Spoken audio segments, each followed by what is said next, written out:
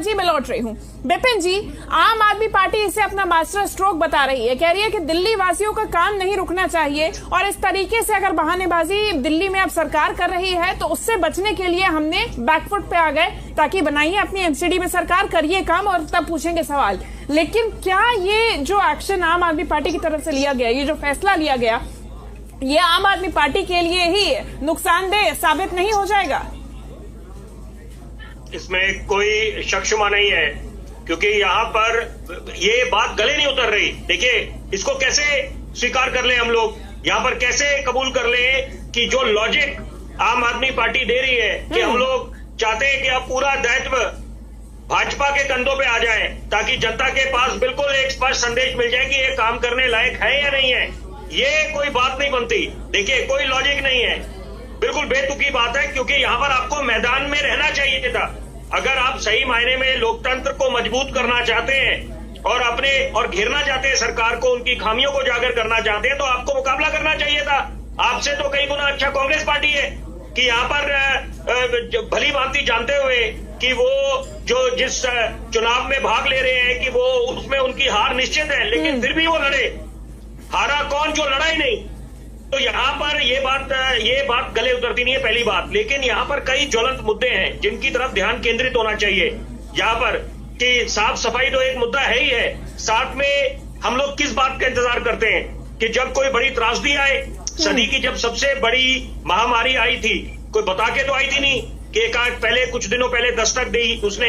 एकाएक जब लॉकडाउन की घोषणा हुई, घरों में कैद होना पड़ा, तो प्राण वायु को लेकर हाहाकार मचा। तो यहाँ पर अब उससे सीख ये लेनी चाहिए कि हम स्वास्थ्य के जो हमारा संसाधन है उनको और पुख्ता करें, शिक्षा के मॉडल को और बढ़िया बनाएं। जितने एमसीडी के स्कूल हैं और एमसीडी के जो बाकी क्लिनिक्स हैं उनको और बढ़िया करें, जो बगीचे हैं। सबसे जरूरी बात है कि स्वास्थ्य आज के वर्तमान दौर में क्यों खराब हो रहा है लोगों का।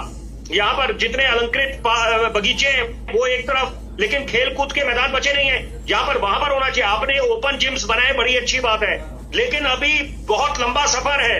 यहाँ पर बहुत कुछ काम करने हैं। ये राजधानी है यहाँ पर अगर आप अच्छी नजीर कायम करते हैं, पेश करते हैं, एक मिसाल कायम होती है, तो उससे बाकी राज्यों को प्रेरणा मिलेगी। लेकिन यहाँ पर आप समय की बर्बादी करेंगे, एक दूसरे को सियासी रोटियां सेकते रहेंगे, घेरते रहेंगे, तीखे प्रहार करते रहेंगे, उससे किसी का हित नहीं होने वाला। अगर यहाँ पर मिलजुल के काम भी करना है कुछ मुद्दों पर, ये नहीं हम अपेक्षा करते हैं कि विपक्ष हाँ में हाँ मिलाए, लेकिन यहाँ पर सकारात्मक राजनीति होनी चाहिए। पार्किंग लॉट्स का क्या हुआ?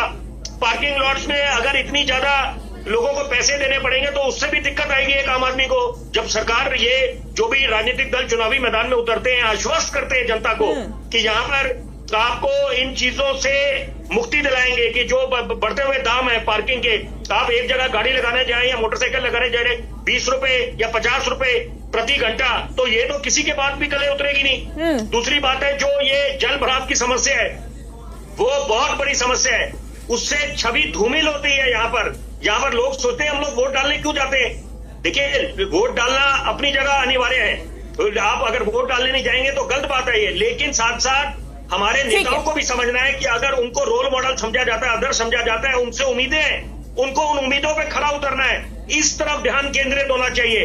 अभी एक अच्छी बात हुई है, कम से कम पहले दिल्ली में 3 महिला मुख्यमंत्री आई हैं, अब रेखा जी आई हैं, बहुत उम्मीदें हैं, ये बहुत अच्छी बात है। बतौर पत्रकार जो मैं समझ रखता हूँ, खुद दिल्ली वासी भी हूँ, अच्छी बात है कि एक महिला मुख्यमंत्री का चयन हुआ है, क्योंकि यहाँ पर कुछ ऐसे मुद्दे हैं जो एक महिला समझ पाएंगी, बहुत अच्छी बात है। लेकिन बिल्कुल विपिन जी, अब सवाल यही है कि अलाइनमेंट में किस तरीके से काम होता है।